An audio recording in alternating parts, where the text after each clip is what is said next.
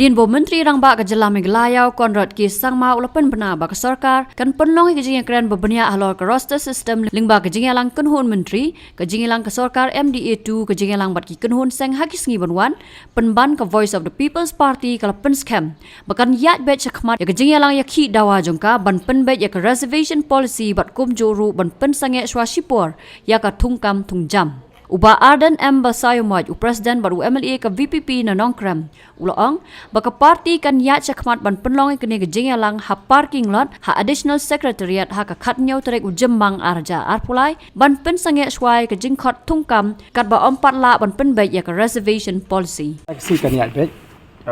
kumbangi labo, shpau buji, namar ka nongrim hi ke jingi kolong ba, ka sarkar ke di ban pynsangeh shwai ke nege kam thungkam baro, kat ban pala ban pynbeit reservation policy. Manu baong ba ni claim ai ka po hi ude usia mo bakan taj ban kran po assembly ude usia mo bakan taj ban thawi ta ka committee ni claim jet madu usin kong bangin mi be sasrok tang ba nginde ban klep ba ka de ka mat ka bakta ya ki khon samla ji ki bawat ka moncha mo na thai ngi su thu da ka jing putri kam ka roster ka ta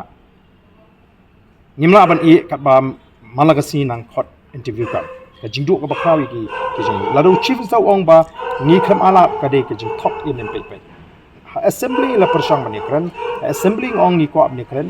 bat lada ka sarkar kan general su khyan do ka singi gen ni tong kan poi ni upot hi lada ka sarkar kan general skap kan thau no do ka committee kan pynsangeh so support pen beit chamo kan mi kan ni te ban ong ba ngile ya kan ni nagam ta ban pan khlai ni ka party te ka ek party ke banum tre ban pan khlai setengah parti ke bayap ke parti ke bersyule election ni tingin di ke parti ban seng tang bersyule election ngin trai kidon ki parti ba ki bersyule tang shwa election ki kimi nanti bemut ke VPP kan trai tang shwa election ngin nam dei ke seng ban trai tang shwa election ngin trai silenter ya ki jinge jo